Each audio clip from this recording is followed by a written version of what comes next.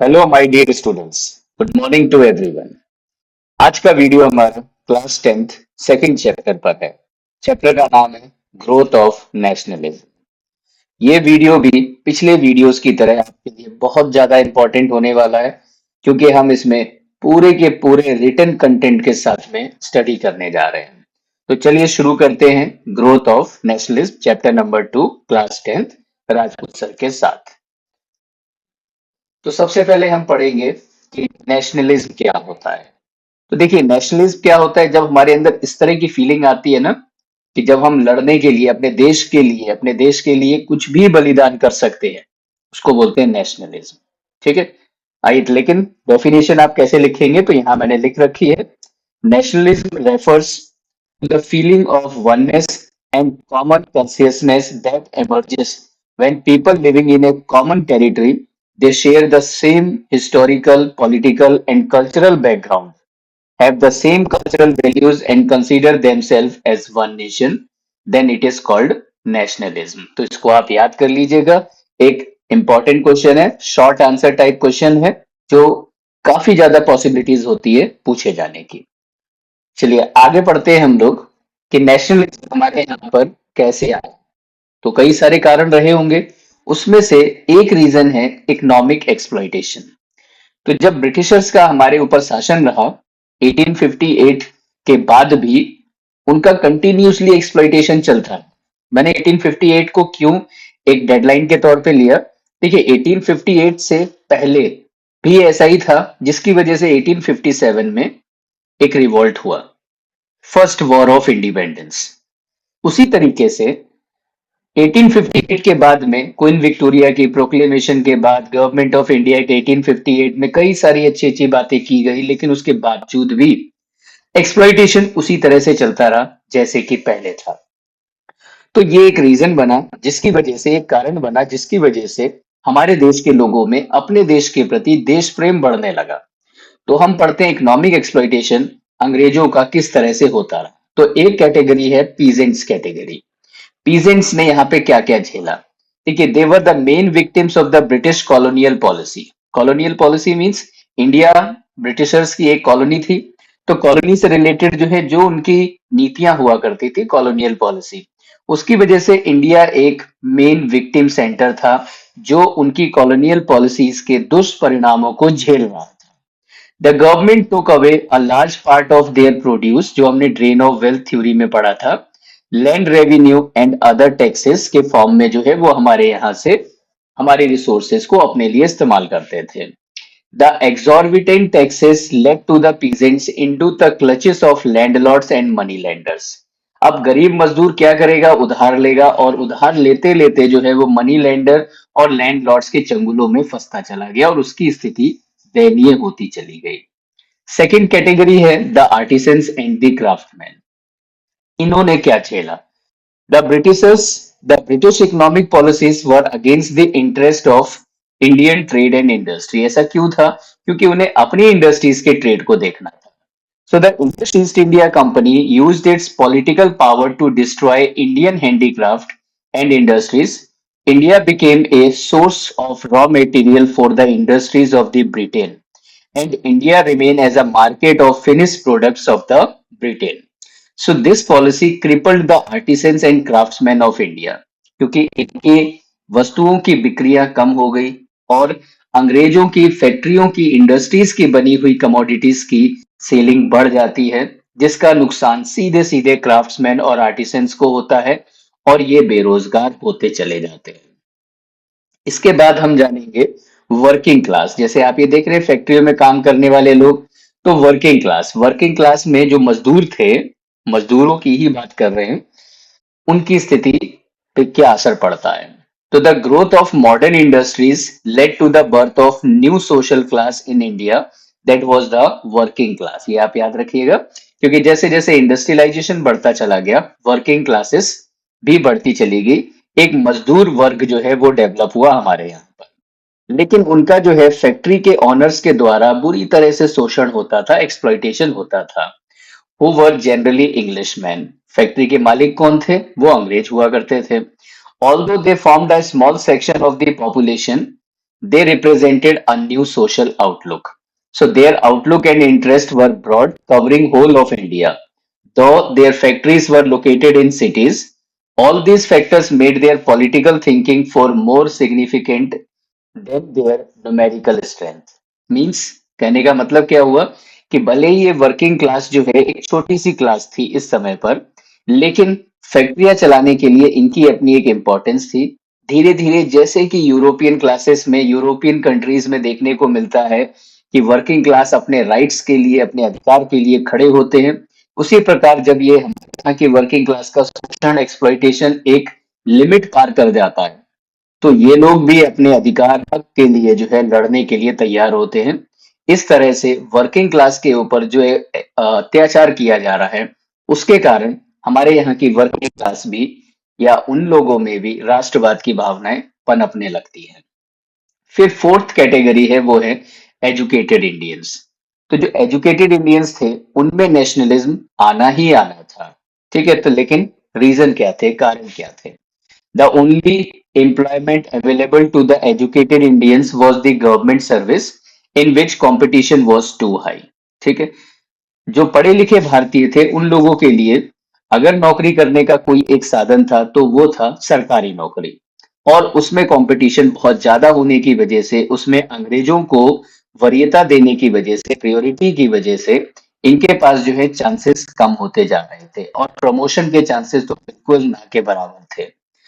They had hoped the British capitalism would help to develop India's productive forces as it had done for Britain. लेकिन ऐसा नहीं होता है। They found that British policies were keeping the India economically backward.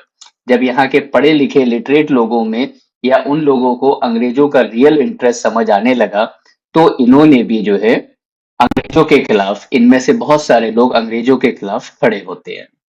ठीक है, इस तरीके से नेशनलिज्म हमारे यहाँ पर इन फोर कैटेगरीज में डेवलप होता है। Peasant category, artisans and craftsman, the working class means labour class, and the educated Indians. ठीक है, तो राइज ऑफ नेशनलिज्म में अभी हमने क्या पढ़ा? हमने पढ़ा कि इन भारत के अलग अलग सेक्शन में उनका शोषण होने की वजह से एक्सप्लॉइटेशन बढ़ता जा रहा था। अब हम पढ़ने जा रहे हैं लॉर्ड लिटन की कुछ रिप्रेसिव पॉलिसी। ये जो आपको इमेज दिख रही है, ये लॉर्ड लिटन की इमेज दिखाई गई है जो भी हमें मिलती है। ठीक है, तो Lord Lytton, he was the viceroy of India from 1876 to 1880 and acted as a catalyst for the growth of nationalist movement in India. वो इन्होंने ऐसे क्या क्या काम किए जिसकी वजह से इंडियंस नाराज हुए, इंडियंस को कष्ट हुआ, इंडियंस को बहुत ज्यादा एक्सप्लॉइटेशन झेलना पड़ा। तो देखिए, सबसे पहली चीज, लॉर्ड लिटन ने 1877 में ग्रैंड दिल्ली दरबार ऑर्गेनाइज किया to proclaims the Queen Victoria as the empress of India. ठीक है, 1877 में ये डिक्लेयर किया गया कि क्वीन विक्टोरिया अब भारत की भी महारानी है, जैसे इंग्लैंड की तो पहले से है। इस आयोजन के lakhs of rupees were spent, लेकिन सेम उसी समय पर भारत में कई जगहों पर फेमाइन आया हुआ था, लोग भूखमरी से मर रहे थे, गरीबी से मर रहे थे, खाने पीने की कमी थी, पर लाखों रुपए का खर्च इस आयोजन पर किया गया, पर लोगों की स्थिति को सुधारने के लिए कोई व्यवस्था सरकार द्वारा नहीं की गई। तो इसे हम एक रिप्रेसिव पॉलिसी के तहत रखते हैं, और लॉर्ड लिटन की रिप्रेसिव पॉलिसी के तहत इसे जाना जाता है। सेकेंड पॉइंट है, Lord Lytton introduce the vernacular press act in 1878 and then Indian arms act in 1878। आप जरा समझो इसका क्या मतलब है। तो वर्निकुलर प्रेस एक्ट के तहत जो भी भारतीय प्रेस थे उनको लिखने के या अंग्रेजों की सरकार की आलोचनाएं करने से रोका गया, जिसे नाम दिया गया वर्निकुलर प्रेस एक्ट। वर्निकुलर का मतलब होता है क्षेत्रीय भाषा। ठीक है, और Indian arms act, Indian act के अकॉर्डिंग जब अंग्रेजों ने देखा कि 1857 के विद्रोह में बहुत सारा अस्त्र बारूद भारतीयों के पास था, तो इस कारण इन्होंने एक नई पॉलिसी अपनाई कि हम भारतीयों को हथियार रखने से रोकेंगे। तो इन्होंने लाइसेंस की व्यवस्था शुरू की। अब इस आर्म्स एक्ट के तहत 1878 के बाद में जो भी व्यक्ति आर्म्स रखना चाहता है उसे लाइसेंस लेना। ठीक है, और लाइसेंस लेने पर सरकार के पास एक जानकारी हो जाएगी कि कितने लोगों के पास कौन कौन से असले हैं, जिससे वह कंट्रोल आसानी से कर सके। ठीक है, तो ये भी रिप्रेसिव पॉलिसी होती है। इसके बाद जो मैंने भी आपको समझाया वही लाइन में लिखा हुआ है, the vernacular press act forbade vernacular paper to publish any material that might incite feeling of dissatisfaction against the British government. So this act was not applicable to English newspaper. It was only applicable on the vernacular papers. ठीक है, और इस act को आगे चल करके जो Lord Ripon जब वाइसरॉय बनते हैं इनके जस्ट बाद, तो 1881 में इस एक्ट को रिपील कर दिया जाता है, यानी कि वापस ले लिया जाता है। इंडियंस आर्म्स एक्ट के अकॉर्डिंग क्या था, लाइसेंस की व्यवस्था थी। It made a criminal offence for Indians to carry arms without licence, जैसे आज भी होता है ठीक उसी प्रकार था। अच्छा, इनका अगला काम इन्होंने क्या किया, जो एज थी सिविल सर्विसेज में अप्लाई करने की, पहले 21 थी, इनके समय पर उसको रिड्यूस करके 19 ईयर कर दिया। ठीक है, अब 18 ईयर्स से कम उम्र का व्यक्ति ही सिविल सर्विसेज के लिए एलिजिबल हुआ करता था। राइट, चलिए, इसके बाद जो है ये जो इमेज मैंने आपको दिखाई है ये लॉर्ड रिपन की इमेज है, और इन्हें जो यहाँ पे आप देख रहे हैं the father of self government in India, इनको भारत में जो है अगर हम कहें लोकल सेल्फ गवर्नमेंट के पिता के रूप में जाना जाता है, जनक के रूप में जाना जाता है। चलिए, पहले हम बात कर लेते हैं लॉर्ड लेटन की एक और पॉलिसी के बारे में। Lord Lytton removed import duties on the cotton textile for the benefit of the British cloth industries. ठीक, जैसे ब्रिटिशर्स से या इंग्लैंड से कोई भी सामान इंडिया में आ रहा है तो उसके ऊपर ड्यूटी नहीं लग रही है, जबकि भारत से सामान जा रहा है उसके ऊपर इंपोर्ट ड्यूटी लग रही है। तो इसका फायदा भी अंग्रेजों को, अंग्रेजों की फैक्ट्रियों को, इंडस्ट्रीज को हो रहा था। ठीक है, अब अगला पॉइंट जो है वो लॉर्ड लिटन से संबंधित नहीं है, वो लॉर्ड रिपन से संबंधित है। यहाँ पे क्या होता है, एक सेक्रेटरी ऑफ इंडिया हुआ करते थे, लॉ मेंबर थे वाइस रॉय काउंसिल के। इन्होंने, इनका नाम था सीपी इलवर्ट। इन्होंने एक बिल बनाई। ठीक है, इस बिल में क्या था, this bill provide for the trial of British और the European person by the Indians. अगर कोई इंडियन जज है वो भी अंग्रेजों के केस को हैंडल कर सकता था, उन्हें सजा दे सकता था इसके अकॉर्डिंग। यानी इस बिल के अकॉर्डिंग चाहे वो यूरोपियन हो चाहे वो इंडियन हो, सबको बराबर ही समझा जाएगा। ये बिल इंट्रोड्यूस होती है 1883 में। राइट, लेकिन इस बिल का विरोध होता है। ठीक है, this reaction provoke counter agitation by the educated Indian. जब इस बिल का विरोध अंग्रेजों के द्वारा किया जाता है तो इंडियंस के द्वारा भी इस बिल का फिर विरोध किया जाता है। ठीक है, इस प्रकार ये बिल तो पास नहीं होती है, लेकिन एक कंट्रोवर्सी के रूप में डेवलप हो जाती है। इसीलिए जो है इसको बोलते हैं इलवर्ट बिल कंट्रोवर्सी। ठीक है, it is popularly known as Ilbert bill controversy. तो सर सीपी इलवर्ट का नाम याद रखिएगा, 1883 में आया था, ये याद रखिएगा। और इस बिल के अकॉर्डिंग था क्या, जो भी मैंने आपको बताया था, provided for the trial of British और European person by Indians. By this act the British tried to introduce equality between British and the Indian जजेस इन इंडिया। ठीक है, लेकिन अंग्रेजों के द्वारा, यानी अंग्रेजों मतलब जो यूरोपियन सोल्जर्स यहाँ पर काम करते थे या और भी किसी प्रकार से किसी काम धंधे में इन्वॉल्व थे, उनको ये अपनी तौहीन लगी, अपनी बेइज्जती लगी और उन्होंने इसका विरोध किया। उनके विरोध के चलते इंडियंस ने भी इसका विरोध किया, तो एक क्या बन गई, ये कंट्रोवर्सी बन गई। ठीक है, तो ये सब जो है रीजन रहते हैं जिसकी वजह से यहाँ पर ये राष्ट्रवाद फीलिंग्स बढ़ती रहती है लोगों के बीच में। ठीक है, चलिए, तो अब हमारा नेक्स्ट टॉपिक है वो है सोशियो रिलीजियस मूवमेंट।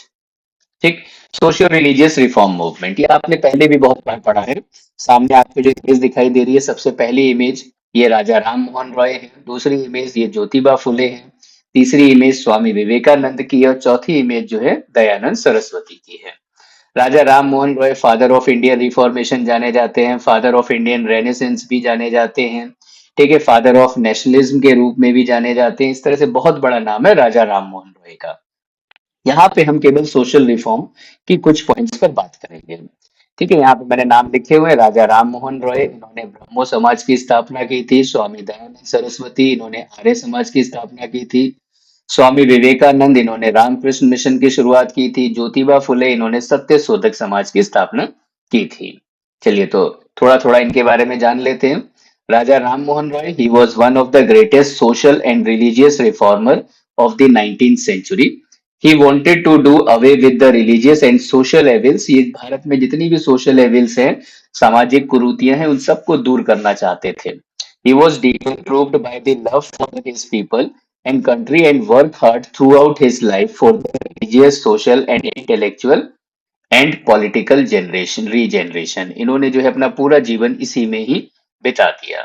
ठीक है, थोड़ा सा और उनके कंट्रीब्यूशन के बारे में जानते हैं। तो Raja Ram Mohan Roy was a great humanist, right, who stressed on the unity of all the religion. ठीक, ये सभी धर्मों की एकता में विश्वास रखते थे।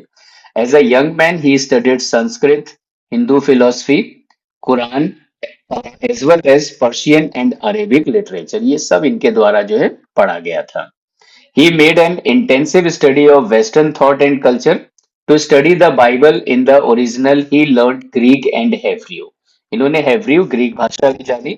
एक बात आपको और बता दें, इनको 1 दर्जन से भी ज्यादा भाषाएं आती थी, यानी 12 से भी ज्यादा भाषाएं, थोड़ी बहुत नहीं। ऐसी भाषाओं में इतना ज्ञान था कि ये उन भाषाओं में से कई भाषाओं में इन्होंने एडिटिंग भी की थी, यानी एडिटर भी रहे थे ये। In 1803 he wrote in Persian gift to monotheist। ये इन्होंने किताब लिखी थी, Persian gift to monotheist, in which he put forward his views against the belief of many god, जिसमें वो एकेश्वर पर बात करते, यानी कि worship of a single god। He strongly held the view that the principal ancient text of the Hindus preach the monotheism, worship of one god। फिर उसके बाद इन 1815 ही स्टार्टेड दी आत्मीय सभा। इसको भी आप मार्क कर लीजिए, इसके पूछे जाने की पॉसिबिलिटीज कम रहती है, क्योंकि आपके अपने सिलेबस के अकॉर्डिंग ब्रह्मो समाज के बारे में ही, राजा राम मोहन रॉय से संबंधित होने के कारण ब्रह्मो समाज के बारे में ही पूछा जाता है। लेकिन फिर भी आप ध्यान रखिएगा, 1828 में इन्होंने ब्रह्मो समाज की स्थापना की, which was later renamed as Brahmo Samaj. ठीक, the Brahmo Samaj believed in monotheism और worship of one God. It condemned idol worship. ये सब टीचिंग्स है। ये they believe in the worship of one God, they condemned the idol worship, led emphasis on prayer, meditation, charity, morality and and strengthening the bond of unity between men and all religions and creed। ये कुछ teachings हो गई राजा राम मोहन रॉय की अपने organisation से संबंधित ब्रह्मो समाज से। अब हम इनके जो है कुछ सोशल रिफॉर्मेशन काम को देख लेते हैं। तो Raja Ram Mohan Roy was against the rigidity of the caste system. ठीक है, ऐसे जितने भी सोशल एविल्स थी उन सबके खिलाफ थे ये। इनका अपना जो मेन कंट्रीब्यूशन था वो था एवोल्यूशन ऑफ सती से संबंधित। पर्दा सिस्टम को दूर करने की कोशिश की गई। Condemned polygamy. पॉलीगैमी का मतलब होता है keeping more than one wife at a time. And he discourage child marriages, क्योंकि चाइल्ड मैरिजेस भी एक अभिशाप है समाज के ऊपर। And he advocated the right of window remarry.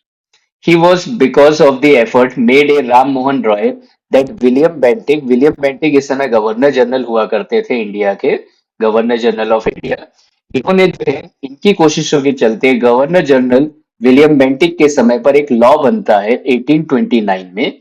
1829 में ये पास हो जाता है। इस लॉ के according practice of Sati illegal declare कर दिया जाता है and it was punishable law. He was a strong supporter of women's rights. He condemned the subjugation of women. To raise the status of women, he demanded that they be given the right of inheritance and property। यानी father की property में, उनकी संपत्ति में women का भी होना चाहिए, उनको भी प्रॉपर्टी होल्ड करने का अधिकार मिले। ऐसी कुछ डिमांड्स के साथ इन्होंने काम किया और बड़े स्तर पर जो है राजा राम मोहन रॉय को सफलताएं भी मिली। अब हम राजा राम मोहन रॉय को एज ए जर्नलिस्ट के तौर पर जानते हैं। तो देखिए, Raja Ram Mohan Roy was a staunch nationalist and a pioneer of Indian journalism. He brought out a number of journals in Bengali, English, Hindi and Persian to spread scientific, literary and political knowledge। इन्होंने जो है अपने इस फील्ड में ये सारी की सारी नॉलेज बढ़ाने के लिए इन सब पे काम किया।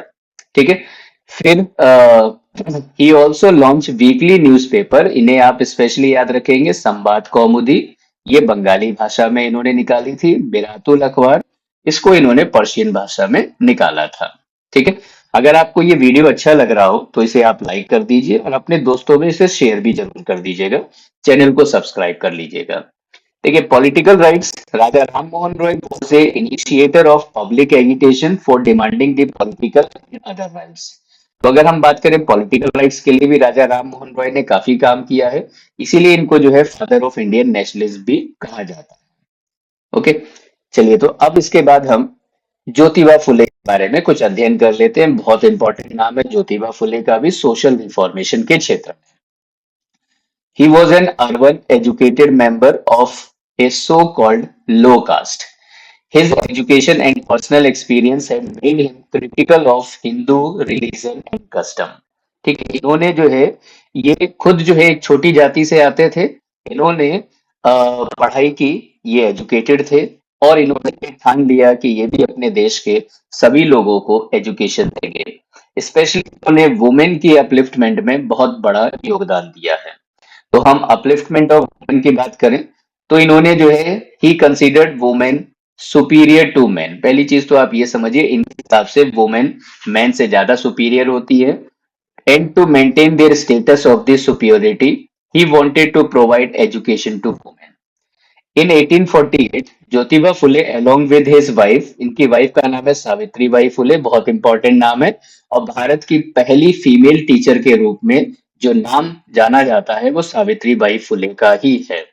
इन्होंने गर्ल्स स्कूल खोले, right. Over the next few years he opened more schools for girls and A school for untouchable. ठीक है, इन्होंने अनटचेबल्स के लिए और गर्ल्स के लिए स्कूल्स खुलवाए। He pioneered the widow remarriage movement in Maharashtra and work for the education of women.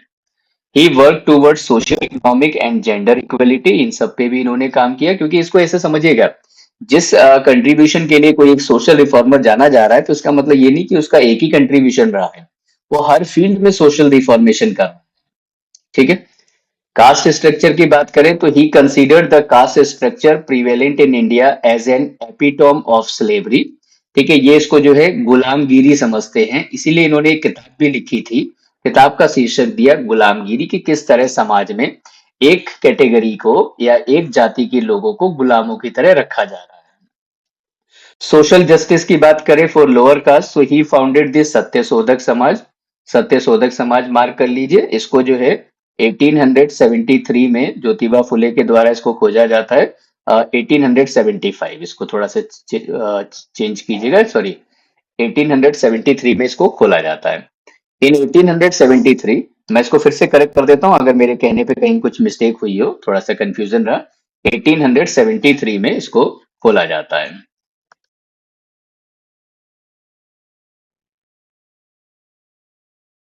Okay, तो अगर कुछ कंफ्यूजन हुई हो तो उसको क्लियर कर लीजिए एक बार। ठीक है, okay. With the aim of securing global justice for the weaker section of the society, इसका मकसद क्या था? सत्यशोधक समाज का मकसद था कि यहाँ पर जो है, जो अनटचेबल्स हैं, लोअर कास्ट लोग हैं, उनको एक मोटिवेशन मिले, उनका प्रमोशन हो, उनमें एक कॉन्फिडेंस आए, आत्मविश्वास बढ़े और बराबरी के स्तर पर उनका जीवन यापन हो सके। ठीक है, अब हम पढ़ने जा रहे हैं effects of socio religious movement on the growth of nationalism. अब देखिए, जब इन लोगों का इतना बड़ा योगदान रहा तो इसके कुछ ना कुछ इफेक्ट भी पड़े होंगे। तो इफेक्ट जैसे पढ़ते हैं तो नाम आता है Swami Dayanand and Swami Vivekananda. They proclaim the superiority of Indian culture and civilisation. इनके अकॉर्डिंग जो है भारत का कल्चर वो बाकी देशों के मुकाबले बहुत ज्यादा प्रभावशाली है, बहुत ज्यादा सुपीरियर है, बहुत ज्यादा प्राचीन भी है। ठीक है, दूसरे पॉइंट में लिखते हैं reformer condemned untouchability and caste system. Means ये जो है आलोचना करते हैं, ये इसका सपोर्ट नहीं करते बल्कि डिनाउंस करते हैं अनटचेबिलिटी और कास्ट सिस्टम को। The ideas of the brotherhood and equality attract the so called lower caste, right. तीसरा पॉइंट है the reformers taught people not to ignore the importance of women. Women की importance को हमें समझने की जरूरत है। Who could participate in the national movement. Then point number 4, they protested against the British domination of India. Swami Dayanand Saraswati was the first to use the word Swaraj and to raise the slogan India for the Indians. तो स्वामी दयानंद सरस्वती का ये slogan याद रखिएगा, इन्होंने slogan दिया था India for the Indians. इसका मतलब है कि इन्होंने जो है भारत में भारतीयों के डोमिनेंस पर जोर दिया और अंग्रेजों को जो है भारत से बाहर निकलने का संदेश दिया। देन पॉइंट नंबर 5 है the reform movements created a consciousness of a new society divide of privileges based on caste, creed और रिलीजन। इनका अपना ये भी मानना था कि भारत का समाज ऐसा समाज होना चाहिए जो किसी भी प्रकार से जो है कास्ट, क्रीड, रिलीजन से ऊपर हो। ठीक है, यानी कि इसमें किसी भी तरह से जाति के बेस पर, जन्म के आधार पर किसी तरह की वरीयता नहीं मिलनी चाहिए। तो ये कुछ इफेक्ट्स हुए सोशियो रिलीजियस मूवमेंट के। अब हम पढ़ने जा रहे हैं रोल ऑफ प्रेस। ठीक है, प्रेस का क्या रोल रहता है इसमें। तो देखिए, प्रेस ने एक बहुत इंपॉर्टेंट रोल प्ले किया भारत में राष्ट्रवाद को बढ़ाने के लिए। राइट, तो बहुत सारे प्रेस थे इस समय पर जो मैंने यहाँ पे नाम लिखे हुए हैं। हम इनके जो है कुछ कंट्रीब्यूशन को देखते हैं। तो पहले कंट्रीब्यूशन में लिख रहे हैं कि it was through the press that the message of patriotism and modern liberal ideals of liberty, freedom, equality, home rule, independence, ये सारे आइडियाज कहाँ से डेवलप हुए? ये सब प्रेस की वजह से हुए। तो प्रेस का अपना एक कंट्रीब्यूशन ये हो गया।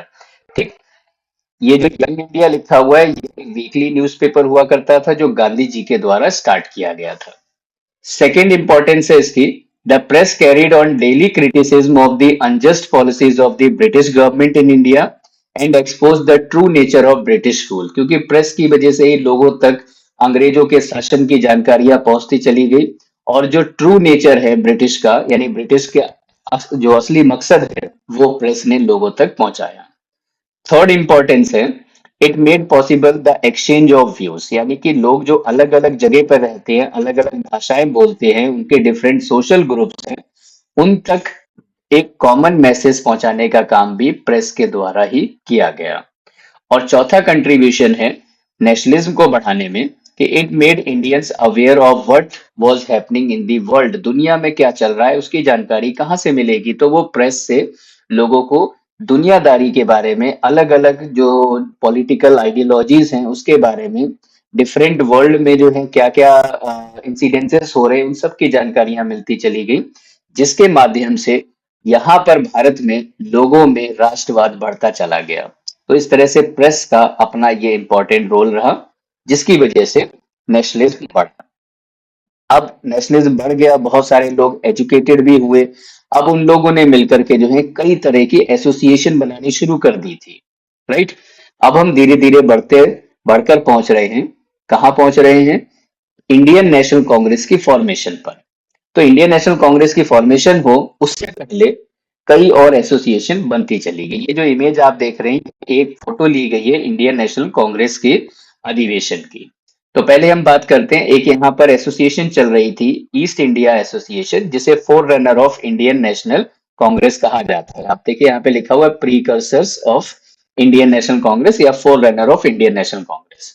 तो जो ईस्ट इंडिया एसोसिएशन की फॉर्मेशन होती है लंदन में बनती है, ये 1866 में बनाई जाती है और दादा भाई नौरोजी इसकी फॉर्मेशन करते हैं। The association provided information on the Indian subjects to the British citizen. ये क्या कर रहे थे? ये इंग्लैंड के अंदर इंग्लैंड के नागरिकों को ये जानकारी देने का काम करते थे कि उनकी सरकार भारत में किस तरह से भारत के लोगों का शोषण कर रही है, अत्याचार कर रही है और भारत को एक एग्रीकल्चरल इकोनॉमी बनाकर छोड़ दिया। It voice the grievances of the Indians. ठीक है, भारतीयों की जो कष्ट तकलीफ है उसको अंग्रेजों के या इंग्लैंड के में रहने वाले इंग्लैंड के सिटीजन तक पहुंचाने का काम करते थे। दादा भाई के इसी कंट्रीब्यूशन के चलते उन्हें grand old man of India के नाम के रूप में भी जाना जाता है। He wanted to place the true state of affairs in India before the people of England.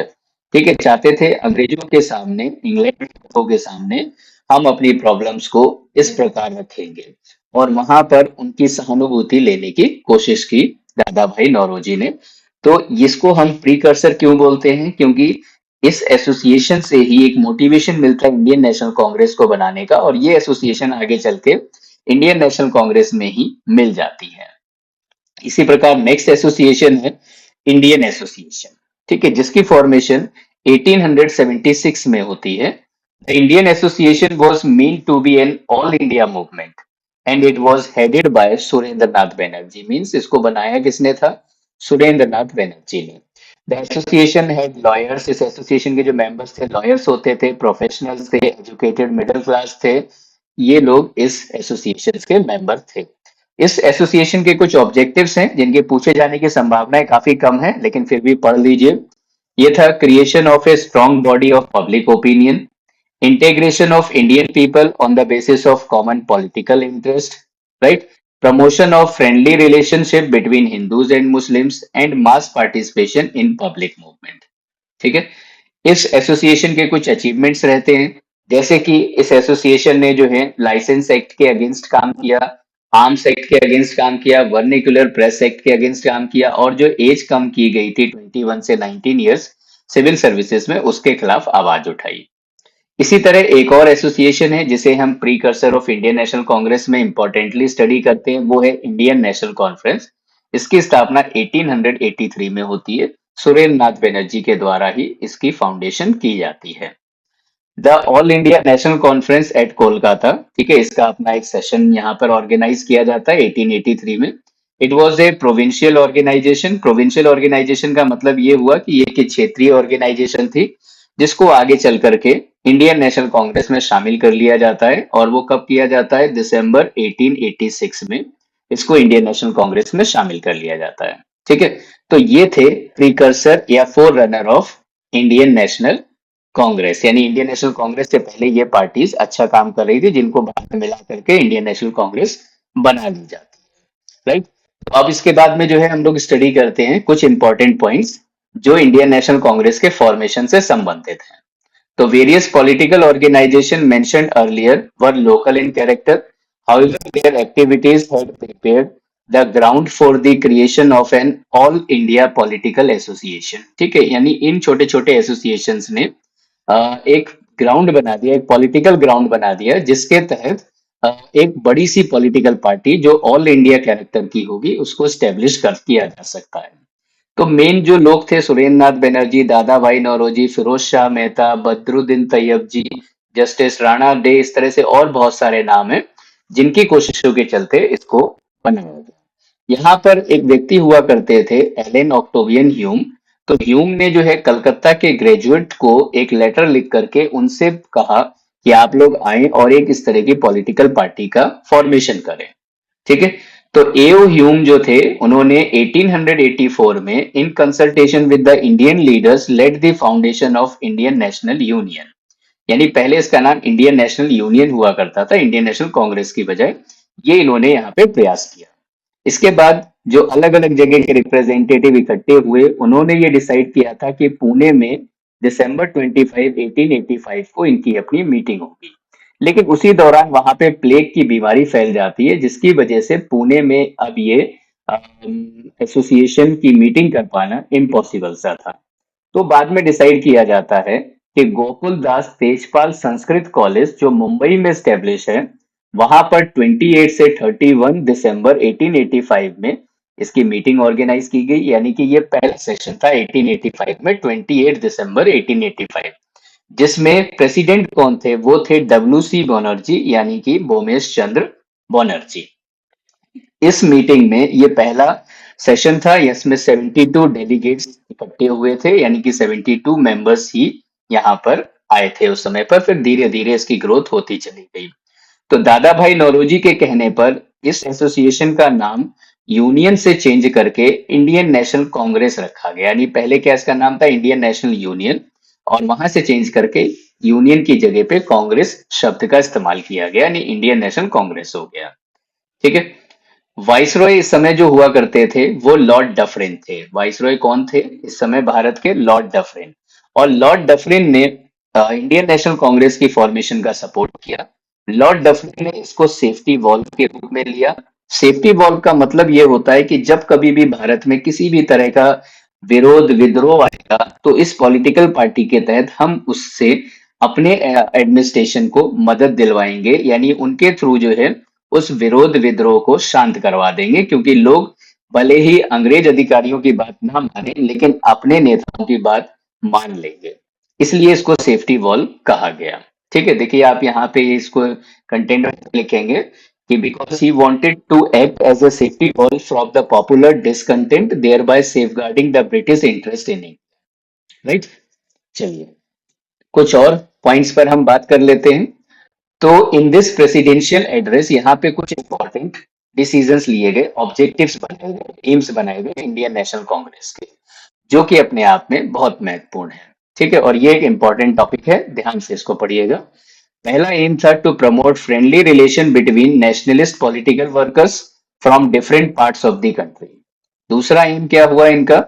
To develop and consolidate the feeling of national unity irrespective of caste, religion and province. Right, आपको समझाता चलता हूँ। First point ये था कि आपस में जो है भारत, पूरे भारतवर्ष में जितने भी नेशनलिस्ट लीडर्स थे, नेशनलिस्ट पॉलिटिकल वर्कर्स थे, उनको एक जगह पे लेकर आना है, एक मंच पे लेकर आना है, आपस में फ्रेंडली रिलेशंस डेवलप। दूसरा पॉइंट कहता है कि जितनी तो नेशनल यूनिटी से संबंधित जो फीलिंग्स थी उसको कंसोलिडेट करना है, डेवलप करना है, इन सबको नजरअंदाज करते हुए कि वो किस प्रोविंस से हैं, किस रिलीजन से हैं, किस कास्ट के हैं। थर्ड ऑब्जेक्टिव है to formulate popular demands and present them before the government. जो भी हमारी इंपॉर्टेंट ग्रीवेंसेस है, हमारी कष्ट हैं, तकलीफ हैं, हमारी बड़ी डिमांड्स हैं, ज्यादातर लोगों की जो डिमांड्स हैं उसको सरकार के सामने प्रेजेंट करना है। और जो चौथा इंपॉर्टेंट ऑब्जेक्टिव है वो ये है to train and organise public opinion in the country. यानी जो जन हित में काम होगा, जो पब्लिक ओपिनियन होगा, उसको, उसके लिए लोगों को ट्रेन करना है, एक आंदोलन के तहत जो है उसको ऑर्गेनाइज करना है। ठीक है, तो ये हो गया हमारा फोर्थ ऑब्जेक्टिव, याद रखिएगा, इंपॉर्टेंट टॉपिक है। फिर कुछ बातें जो है हम सेशंस के बारे में बात कर लेते हैं, कुछ इंपॉर्टेंट सेशंस हैं।